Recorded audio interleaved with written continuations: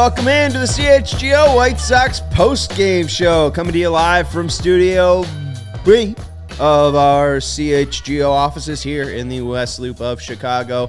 I'm your host, Sean Anderson. You can follow me at Sean_W_Anderson. Alongside me is Herb Lawrence. Hello. You can follow him at EcknerWall23. He's our CHGO White Sox community leader. Someone asked in the comments, what is a community leader? And oh boy, I don't know. You can follow the show at CHGO_White Sox. Do you know what a community leader is? Yeah, I tell people in the community, like, you go there, you go there, you go here. There you go. And then they follow me. People explain Since it. I'm the leader. Yeah, he is the leader. Go follow him. He's got a great Twitter account. He's got his finger on the pulse of White Sox news, baby. Hit the thumbs up button if you're hanging out with us. Sorry we're 5 minutes late. We're going to blame Steven. All right? Steven Nicholas is producing us. Yeah, definitely. There's no late graphic requests, though, right? At 10:13, Steven said, oh, hey, any graphic requests? I shouldn't be asking probably at this late. And I said, are you sure? And he said, yeah, I don't mind. Supposed to be sent to me. There shouldn't even be a conversation. But that's all right. We're here now. All right. Well, we made some graphics for you. We're going to try to entertain. We're going to have a little discussion about Bobby Witt Jr. and Luis Robert Jr., two players who played in both of the games today. White Sox won the first one. It's pretty good. The second one, I lost. Lost 11-10 in game two. It was real ugly, and then real tight, and then got pretty ugly again, and then they lost. And then they won the first one, which was pretty good. Dylan Cease pitched okay. But we're not going to start there. We're not going to start with either game one or game two. Okay. Not even going to start. It doesn't matter. Doesn't matter. Because, no one's here for that. They split a doubleheader, which is very typical in baseball. And tomorrow we'll talk about the game because it'll be the rubber match of the series and the season for the Royals. Because I know you guys have been waiting for that. He's so important. Fourth or fifth place team. Who's going to win the series? With run differentials of 151 and 190. Wait, are you saying that the season series is tied between the two teams? Yeah. Is it really? It is. I feel like the Royals have just kicked our asses. Well, they have, because the run differential is literally like negative 20. Okay, like the Royals have scored 20 more runs than them. Sox are 56 and 89. Royals are 54 and 101. We're not going to focus too much on the 2023 team. We're going to be focusing on who would you rather start a rebuild with Luis Robert Jr. or Bobby Witt Jr. I believe Edward brought up something about rebuild. What was the comment? Oh, yeah. Edward said, why bother with a rebuild? It won't make a difference as long as the management and ownership is the same. Edward, I totally get it. I understand. Herb, my thoughts on this, and we're not really going to get into the question between these two players just yet because we got to go completely out of Chicago real quick. But I use the word rebuild because I think the Royals are using the word rebuild, and the White Sox suck just as much as that team. Yes. So, yeah, it should be a rebuild no matter what. Jeez. And they should have got a competent general manager, but here we are. Well, hey, at least Chris Getz knows all those guys' names. Because what I learned today is that David Stearns might have a lot of difficulties in the next year just introducing himself. Yeah. He might not be able to have, a thing called internet and be able to read a roster. Apparently, Chris Getz is the only one with eyes because another GM can't come in and tell me that this team is shit. It's so funny that, of course, the Mets are the team that hire him too. Yeah. Like Jerry's the only team that votes nemesis against Steve Cohen. Steve Cohen actually spends money, holds his team accountable, holds himself accountable What a jerk. when his team doesn't do what he expects them to do. Yeah, I would love to have Steve Cohen as my actual owner because he gets things done, and when they don't get done, he changes things. And now with David Stearns, young up-and-coming guy who built the team you've seen up there in Milwaukee who's not losing right now, it'd be nice to have somewhere. Would be nice. It would be nice. But no, we got competent leadership. Yeah, and we can't control it. We have to put our faith into Chris Getz because, again, we can't control it. If we had our choice, hey, maybe we wouldn't have picked Chris Getz. No. Maybe we would have took more than a week. But, again, that's not our decision. Chris Getz's family wouldn't pick him as the general manager of the White Sox. I don't know about that. No, they wouldn't have. You don't think so? No. Like, Mama Getz is picking David Stearns. He's like, oh no, my baby can't manage. He can't general manage. Look at how bad he's doing in the minor leagues. I don't know why his mom's black. Whatever. I don't know how to do a older white lady's voice. So I just you gotta be frail. Okay. You ever see Martin Short in that fat suit? interview? Yeah, it was a You gotta talk like up here, and then you gotta go down. Oh, you've gotten so fat recently. You gotta say it really nicely. You gotta say comments just very mean. You're doing like a Irish brogue too. I know your people are from the Emerald Isle. Right. So maybe that's a experience. Maybe I'm just doing my grandmother here. California. Shout out to my grandma. I mean, she's been here for 40 years, and she's lived in Chicago specifically for 40 years, and she calls it Chicago. She puts an R in there. And as we know, as Chicagoans, there is no R in Chicago. But to, that Irish woman, hey, there's an R in it. And she watches us, right? She does. I remember at the beginning of this year where I met her at the bar we first were at, and she was like, I watch you guys every day. I don't think Annie could name a White Sox, but I do know that she watches us every day. I'm sorry about my swearing, Annie. Oh, she doesn't care. She's Irish. We swear. Make sure you're hitting that thumbs up button. Make sure you're hanging out. You're letting us know if you're enjoying hanging out with us. Kyle, as he says, love you guys. We appreciate you guys. Thank you very much. Let's talk real quick about Philadelphia. I'm wearing the hat, and you might be wondering why. You might be wondering, as an audio listener, why I'm bringing up what I'm wearing, because it might not matter. If you're a video watcher, you might be able to see all the pasta sauce that I spilled on myself at dinner time, which was great. I don't see it at all. Oh, I see it now. You don't see it at all? I see it, yeah. It's right there. It's right there. You can look at my shoe. It's all over his leg, too. Look at that shoe. Wow. Yeah, it's not good. And your Philly shoes, too. Yeah. So, I'm wearing the hat, though, regardless of the pasta sauce on my clothes. I'm wearing the hat, though, because we are CHGO, the third market of All-City Network. Before us, PHNX. Before us, the original, the OG, DNVR. Today, September 12th, 2023, we launched our fourth city, All-City Network, all caps, All-City, all caps, in Philly. PHLY launched today. They had the Eagles show first, then the Philly show, then I think the Sixers show, then I think the Union show. I could be wrong on that. And then the Flyers. But shout out to them. We are so excited for them. Very exciting. We knew what it was like for our day one. I remember being in my mom's basement, pacing back and forth, doing our pre-show. Like, we did a 45-minute show before we even, did a show. Yeah. There was a show before the show. That's awesome. No, me, you, and Vinny. Oh, when we did. Oh, yeah, I remember when we did that one. Goodness gracious, that's been a long time. Right. No, I remember being in that place where, the anticipation to posting the trailer, the anticipation to launch day, the practice of the first show, doing the first show. Very exciting to be a part of All-City Network. Very exciting to see us reach the East Coast now. So make sure you watch out for All-City, because we're coming for you. And another successful market where the Sixers are still kind of good. The Phillies are going to go to the playoffs for the second year in a row at least. They were in the World Series last year. I mean, I guess the Eagles are really good. They were in the Super Bowl last year. And I don't know how good the Flyers are, but I'm sure the Broad Street Bullies will be doing something in NHL, because Greg hates them. Greg Boyson, our NHL guy, hates them, and he only hates successful teams usually. Yeah, right. And, I mean, at least they're an original six team. I mean, I think they're one of the only teams that, I was looking this up, I think they're the only team that's an original six team that is less successful than the Blackhawks. So I don't even really get the hate for the Flyers. And you beat them in the Stanley Cup. I don't get that. For the first championship. I just heard the ring of Vinny Duber, so we'll be here. We'll be joined by Vinny Duber in just a second. But shout out to PHLY. Shout out to Fred for saying that's not my show, but I'm on that show. Shout out to Les Grobstein, EAGAELES Eagles. And very excited for PHLI and the fourth market here. Hopefully Greg can get over it. But if you're looking for a National League team, maybe you rock with the Phillies. Yeah, Jason said the Flyers are not an original six team. Okay.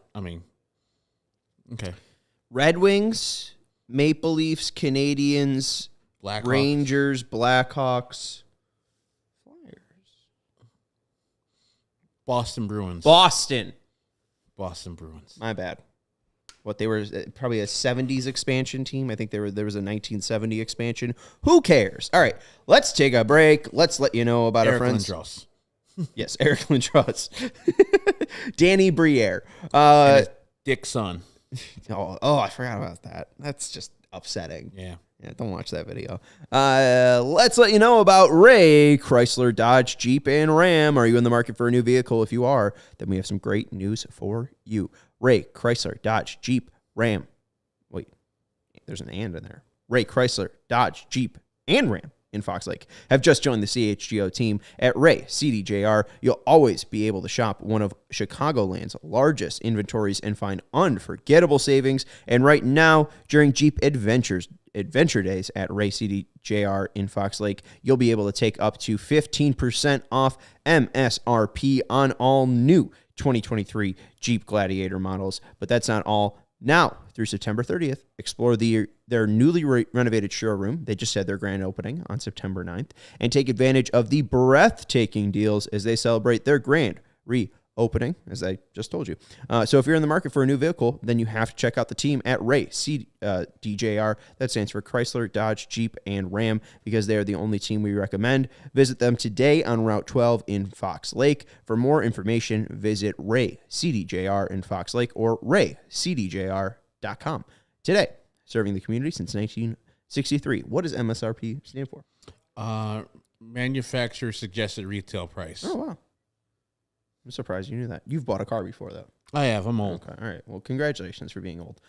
Let's let you know about our friends over at Fubo TV. If you're looking for a way to watch college football, professional football, White Sox, Cubs, Fubo has your hookup. Stream live TV from any device. Watch the most Chicago sports for the lowest price. Start watching immediately with a free trial. There's no contract, no cable, no hassle. Just sign up and start watching, and you can enjoy 1,000 hours of cloud DVR included at no extra charge. That is my favorite feature of our Fubo TV membership. If I miss a White Sox game, if I want to go back to a moment, I have it recorded, and the cloud DVR has me saved.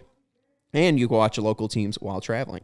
So if you're bouncing around the country, I was just in Vegas recently, I could watch my White Sox on the go. And you can also enjoy college football, Big Ten. You can watch the NFL. They have the Bears, NFL Network, Red Zone, UEFA Euro qualifiers, the Ryder Cup. They got all type of sports on their 140-plus live channels of sports, shows, movies, and news. So watch all your favorite college football in the NFL with Fubo. Go to www.fubotv.com/CHGO. That's fubotv.com/CHGO to sign up for 15% off your first month of Fubo Pro. Let's let you know about our King of the Game. It's from Game 1, where the White Sox actually won. Congratulations to them. They got their 56th win of the game, 6-2. It's Dylan Cease. Congratulations. 5 1/3 innings pitched, 4 hits, 1 earned run, 8 Ks. People might say 1 inning, 8 Ks. It's a pretty good start. But let's look at the stats real quick, and then we'll go to Vinny Duber on what Dylan Cease had to think about the start. 102 pitches for Dylan Cease. He seemed to be frustrated, or at least kind of bummed that he was being taken out in the middle of a 6th inning. Kind of saw a visible head shake there. But again, a large workload for late in the inning where, again, you're 33 games under 500. But 45 sliders, 43 fastballs. The velocity's still good. The spin's still good. So I don't really think anything is declining for Cease here. Again, another strong 30 starts for him in 2023. He made a strong 30-plus in 2022, strong 30-plus in 2021. So, again, very consistent for Cease. And although he was effective, didn't really get hit too hard, Steven can go to the next one, and got guys out, you can kind of see on the swings and the called strikes plus whiffs that he wasn't really great. 26 called strikes plus whiff percentage. MLB average is around 28%. 13 called strikes, which is all right. The slider was dynamic. 13 whiffs on 23 swings, but no whiffs on his fastball, and there was 21 swings on that. So that's real tough to see for Cease's fastball. So let's go out to Vinny Duber, who has been out at Guaranteed Rate Field, I think, since yesterday when it started raining. Hi, Vinny. How are you? Hi, guys. How are you? Good. You look cozy in the hoodie. What did Dylan Cease have to say about the Game 1 start for himself? I think you called it a step in the right direction. I mean, certainly when you looked at it, it looked far more like the Cease of last year than it has the Cease of this year. He didn't walk the yard, didn't do what he did the last time out against the Royals, which is give up a bunch of home runs. So that's certainly a good thing. But again, the story of his season, the reason I think that he's looked so much different than he did when he was the second place Cy Young finisher last year is the distance, the stamina that he's able to get in the game. And again, the stamina is probably not an issue so much as it is just racking up pitches. And Pedro even talked about it again after today's game. Hey, he's got to be more efficient with these, with every single at bat. He's got to have get those over with a little bit quicker. I mean, we saw the first inning, wasn't it? Salvi Perez with was fouling off seemingly everything that was thrown at him. His pitch count got high, and that's why he came out of the game. He was up over 100 pitches, and he didn't even make it out of the sixth inning. That has been the theme again and again for Dylan Cease this year. So, you want to know why Dylan Cease hasn't looked like himself this year. There's several reasons to that, but that's a big one. He's not going the 7 innings routinely that he was doing throughout last season. So while today was a good start, he struck out 8 guys, and he looked pretty good for the vast majority of his outing. His outing did not last the vast majority of the game, and that's been a big bugaboo for him this year. So when you hear step in the right direction, it doesn't sound like he was super pleased. Well, that might be probably why.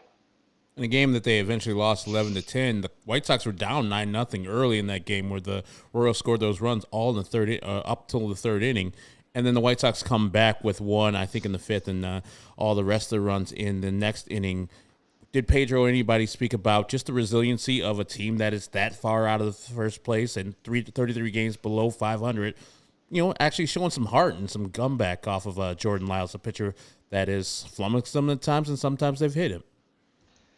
Yes, it was brought up. It was talked about by both Pedro and Touki Toussaint, who started that game, about the fight that was in this team. But again, I think that's kind of I don't want to use the word lazy, but it's an easy thing to say after something like that happens. I'm not quite sure that those two things necessarily indicate one or the other. It's like, we're congratulating them for not giving up, just because of what the standings say. No, I mean, this is a baseball game. This happens in baseball sometimes, where a big comeback like that happens. Obviously you could just roll over, but we see teams do that rollover thing, in April, and then have this kind of, so-and-so fight, in a game in late September when they're already eliminated from the postseason. So was it a good thing for the White Sox? Yes, absolutely. It meant they almost won the game. Was it necessarily indicative of the, some sort of turning point or difference in what they've shown throughout the rest of the season? I don't think so. I think it was just a baseball game, and that's how it went today. They showed in the clubhouse, and then, it's just, a one game, but it seemed a little bit more energetic when celebrating in the clubhouse today. Like, does it seem different in the clubhouse since the trouble people and the culture people have been moved out? Maybe. I don't know. I don't remember seeing a lot of evidence of that before the trade deadline. I think you guys have asked me plenty of times over the course of the season what it's like, and I always kind of say the same thing. It seems like guys are just going about their business, being professionals, and obviously they're not bouncing off the walls because their record is so bad. But at the same time, they're not. Well, and at the same time, they're not down in the dumps about First of all, I believe that accusation was that someone was sleeping in the bullpen, and then Rick Hahn obviously explained that it was not that. So nice try. Bouncing off the walls. I try to take it. I'm sorry. My point being that they don't really get from a, hey, you walk in there. It's not like they go, ooh, I'm in a bad mood today because our clubhouse is not good, kind of thing, or I'm in a bad mood today because our record is what it is. This is their job. They're going to work. So, I'm sure they're happy that, the whatever you want to say about the culture has been changed for the better. Supposedly, that's what we keep hearing. But they're not necessarily. Hasn't necessarily been this giant noticeable shift. Probably because the record has stayed pretty much the same and actually has gotten worse since then. Yeah, and I mean, I think. One thing you might have to look into, I think they got rid of the home run jacket, or it might have gotten lost somewhere. I don't think Eloy put it on. I saw that. I saw that when Eloy. Right? I know. I saw that when Eloy, when they showed Eloy in the dugout. It's possible that at the end of a long day of baseball, you're just like, oh, It's over there on the hanger. Put it on if you want to, Aloy. We're not doing the bit anymore. We're 56 wins. Yeah, I don't know. We might have to do some investigating on that. But I mean, even then, like when Gavin hit his double and then he ended up coming around and scoring, the fact that they scored 8 runs in that inning, I mean, they seemed pretty lively in there. I mean, it's not like they were giving up. I mean, I know it's, again, who cares for a team that's 55 and 88, but I mean, they seemed kind of lively and spirited in that moment. So hey, maybe the clubhouse is all right. I like Jim in our clubhouse here at CHGO. Love seeing Jim get a mention in your latest piece. I mean, if Jim tuned into the game, he'd probably be questioning again, like, why is Michael Kopech in the bullpen? We saw him at the end of game 2. I don't know if there was any positive response from Kopech after this game or from Grifol. Fred's asking, Kopech with another bad outing, was he really down to 93? He hit 93 once, but actually his velocity was up on every pitch. He was up 1.5 miles on his fastball. He threw 9 of them, and he was up 1.5 miles on his slider. He threw 11 of them. I'm not sure what the report was from the bullpen from Kopech for his 9th inning outing. Yeah, Pedro was, I don't think the word would be happy with it, but I think that he said that there were some things that he saw that they've been wanting to see, and he specifically referenced the velocity being up and how pleased they were that they got to see that from Michael. I mean, remember, at this point, obviously the team is eliminated from going anywhere else but home on October 2nd. But I think the main thing they want to see is positive signs that he can take into the offseason. Remember, this whole move was about getting him these wins here at the end of the year, as head scratching as it might seem still to you and me, Herb. But I think when they can hang their hat on something, they like it. Now, again, this was not a good outing, right? I mean, this was a guy who has had trouble all year keeping guys from stealing bases, and he gave up 3 of them tonight. He faced 5 batters. He gave up 3 stolen gave up 3 stolen bases. I think he walked a guy. He gives up the hit. He gives up a sac fly. It ends up being the winning run in the game. I mean, this was not a good outing. The previous relief outing, his only other one this season, was not a good outing. This is not. You're not seeing positive results from Michael Kopech. And so the question that I have to ask Pedro after the game is, because I know what the results were, and I have to go, well, what besides the results did you see that you're looking for? And he brought up the velocity, and that's something, but it's not enough, in my opinion, to consider it a win to go into the offseason with. You're probably going to see a few more of these relief outings from Michael Kopech. He's only been in this bullpen role for what now? Is this the 4th game, and he's already pitched twice, I think is what it is. So 5th game maybe, and he's already pitched twice. So you're going to see more of these. They got to find something that they can send him into the offseason with, saying, good job, kid, because the results are not good. Pedro's bar is on the ground for what he's looking for. His miles per hour is up. Throw strikes. Yeah. He's got an inning or 2 instead of a full start. He should empty the tank. He should be throwing 98. Because he knows he has nothing really after that, especially when you come in the 9th inning. I mean, his options in the bullpen are, throw Michael Kopech or throw Brian Shaw for the 21st time in 38 games. I mean, he threw a lot of pitchers. He needed to get 2 outs. He needed to get 2 outs. Right. He didn't even need to get a full 3 out inning because Bummer got the first out. He needed to get 2 outs. It's clean too. Like there's no one on, and it's the only thing it was missing was a home run, and then it'd be just a complete classic Michael Kopech outing. I mean, oof. I feel bad for him, and it's not like a guy, I guess, that like Kopech or Colas that you want to bus toss because again, it seems like his confidence is real shaken, but it's just not happening. It's just not it. I mean, I think we all, and definitely people, go and check out Vinny's article on allchgo.com about Colas and that Jim thing that killed me. And it's like the White Sox broke Vinny. Like you can usually rationalize, find a way. You've talked to the people, so you know the reasons why things are done. And this one's like, woo, wow, no, I'm still figuring out where the wins are going to come from Michael Kopech. A clean inning, is that going to make him feel good? It's just weird. This is a convoluted thing where they're doing this to get positivity out of him, but we know his thing is confidence, and then you're taking a starting job away from him and putting him in the bullpen. I guess so. But the Colas thing makes a little bit more sense because they don't think the guy is a good baseball player and too cocky for his own good. I should go see what he did at Charlotte tonight. Probably He was nothing. batting Probably second. even got down there yet. Well, no, he's batting second. At least he didn't pull an Alek Manoah. Hey, that's the one thing. At least Dylan Cease didn't have a fall off like Alek Manoah, where they're sending him down to AAA, and at least Oscar Colas didn't pull an Alek Manoah, not showing up or reporting to AAA when he was sent down there. All right, so we'll take our small victories where we can with the White Sox. Let's take a quick break, and we're going to talk a little bit about Bobby Witt and Luis Robert Jr., and then we're going to send the hardworking Vinny Duber home. All right, want to let you know about Goose Island. They're our friends. CHGO, supported by Goose Island Beer Company. They've been Chicago's beer since 1988. Their beer roster includes the Beer Hug family. You can get the nice little sampler and figure out which Beer Hug IPA is your favorite. They have the Juicy, they have the Neon, they have the Hazy, they have the Tropical, so go find your fave. They have the 312 Wheat Ale, it's the classic.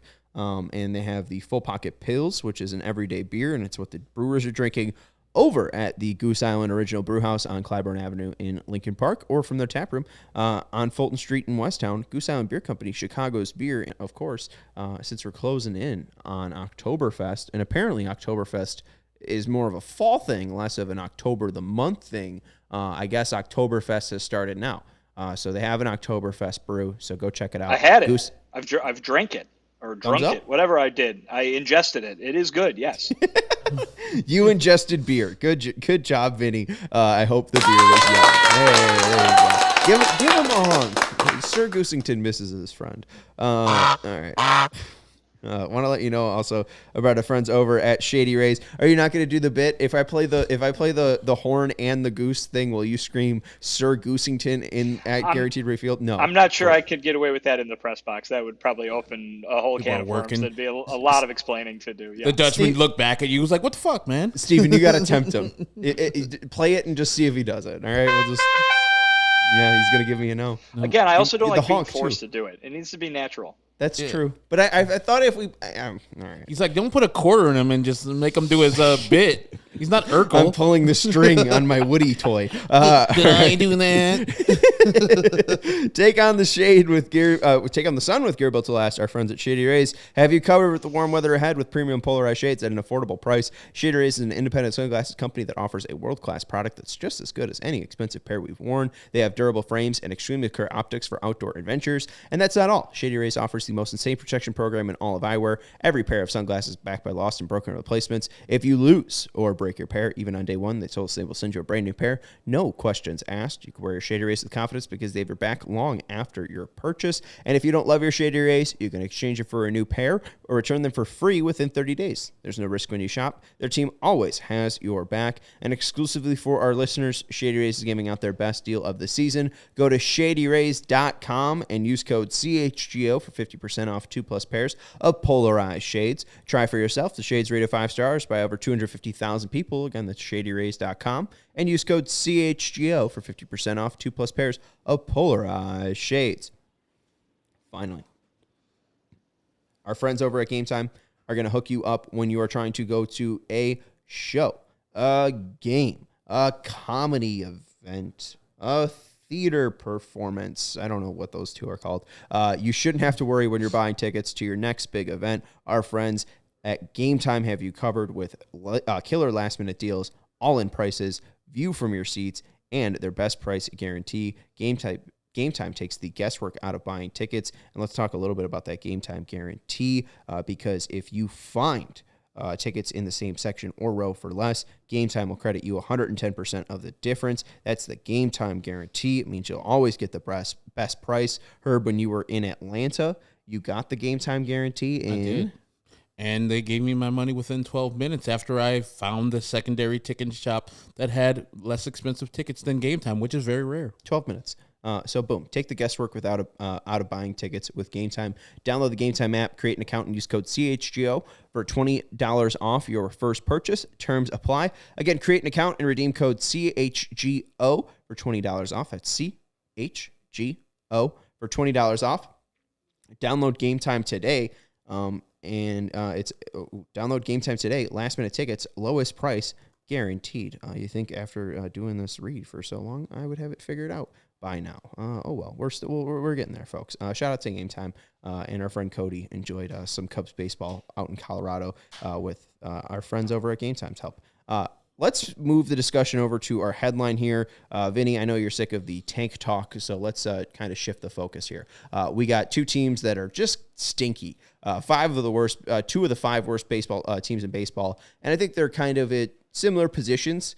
All right, you look at the rotation. We see Dylan Cease have a nice performance. He's the ace of the White Sox staff, and I had quotations there for you audio listeners because I know he hasn't been that great here. And then Cole Ragans for the Royals, another quote-unquote ace. He's had a pretty good 2023, but he was also just traded from a team this year as well, so I don't know how good he's going to be. But you look at the position player sides, you got Luis Robert Jr. and you got Bobby Witt Jr., also fitting that they're both juniors as well. But let's go to the stat graphic that I had you made here. Here's their 2023 stats. And two, this is from the White Sox. Luis Robert Jr. is the only player in MLB this season and in White Sox history to record 35-plus doubles, 35-plus homers, 70-plus RBIs, 80-plus runs scored, and 15-plus stolen bases. A very specific stat, but hey, he's done it.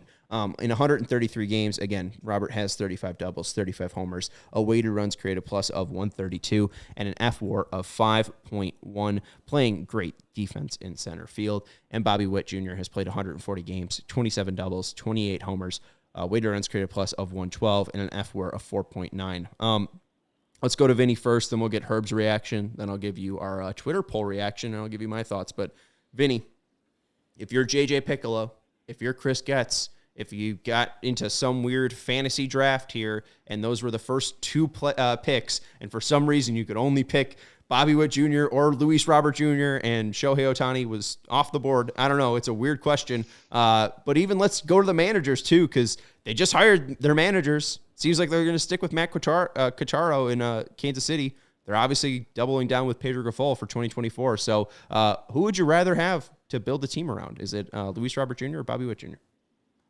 It's a good question, and I really don't think there's a wrong answer, to be quite honest, after seeing, especially with all these games recently that the White Sox have played against the Royals, being able to watch Witt on a fairly regular basis here over the last couple of weeks. The guy is one of those guys who just seems to come up with a hit every time they need it and come up, get on base every single time against the White Sox. I mean, again, we're not talking about the world's great or the league's greatest pitching staff here, but I was keeping score today during the games like I always do, and Witt's just on base every time. He's doing something every time, it seems like. So that's a point in his category. That being said, Luis Robert Jr. has been absolutely fantastic this year, and you showed the numbers. As good as Witt has been, Luis Robert Jr.'s numbers are better. The power is a little bit more prodigious. The defense is just effortless out there in center field, and he's basically playing, 2/3 of the outfield by himself, it seems like, almost, up the middle and to each side because his range is so good. I'd probably go Robert. I'd probably answer the question with Robert just to provide you with an answer. But, man, you're not going wrong with either of these guys. One more thing in Bobby Witt Jr.'s column, dude can fly. Wow, can he run? And so he's really fun to watch run around the bases. But listen, Luis Robert Jr. can do it all. We've been talking about that to death. I mean, I'm probably harping more on Witt because he's something we haven't talked about before, whereas everybody watching was probably like, yeah, Luis Robert Jr., we know he can do all those things. He's one of the best players in baseball. I'll give you the answer to Robert, but like I said, no wrong answer here. When it's that close and we saw the F-WARs and the numbers put up there, I'm going to side with the person that plays the harder position. And the harder position between the center fielder and the shortstop, of course, is the shortstop. So I would choose Bobby Witt Jr. If it's just even, we're not talking about money. We're not talking about their ages currently, because if it is, I mean, that's an easy Bobby Witt Jr. thing because Luis is not old, but he's not 23. This is not his second year. Bobby Witt's doing this in his second year of baseball where he's going to hit at least 30 home runs, going to steal a bunch of bags, 40+, and he's going to play decent defense at shortstop. He's played third base. Thinking when he ages, he can be shifted to third base or to second base or to first base or any of the corner outfield spots, maybe even center field if he ages like a regular shortstop does. So he has so much more life in his regular body, and then his baseball career is a little bit more broad than what Luis Robert is. So don't get me wrong. Luis Robert is an excellent, awesome player. When you first asked this question, I, like many of these White Sox fans, said, Luis Robert, what are we doing, man? Come on, Luis Robert Jr. Then I started looking into the numbers. Then I started looking into what Bobby Witt Jr. is. It's going to be a problem, man. He's a problem now. Imagine if the Royals turn a little bit better. If they had Vinny Pasquantino for the whole year and have better pitchers, this Bobby Witt Jr. is going to be part of a championship squad with this Royals team because he's that damn good. I don't know about a championship because they got to spend some more money. Yeah. The Dodgers are pretty damn good. Those East Coast teams are pretty damn good at spending money. But I agree. That's the main reason why I brought this topic up was just because I'm afraid of him. I don't want to see Bobby Witt in this division anymore. I'm more afraid of him than Spencer Torkelson, Byron Buxton, Carlos Correa. Is Nick Gordon still a thing? No, I'm real good. Even at this point, is it him or J-Ram? Because, this kid's going to be 24 next year. He just turned 23. Robert just turned 26. You bring up what the fans think, the White Sox fans think.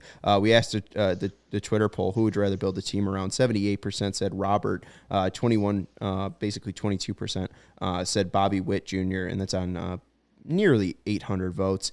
This is asking our audience of White Sox fans, though, so take that with a grain of salt. I think it's clearly Witt. Again, you look at the age, the 3-year age difference is there. But there was a stat that they brought up on the NBC Sports Chicago broadcast. In 2 strike counts, he has the highest slugging percentage in baseball. Bobby Witt. That's stupid. In That's your second insane. year, you've already raised to the top of the league in that category, which we already know is really tough to do. It's ridiculous. And I said, like, we see what Ronald Acuna is doing in Atlanta this year with 30-plus home runs, 60 stolen bases. Don't think that's out of reach for Bobby Witt Jr.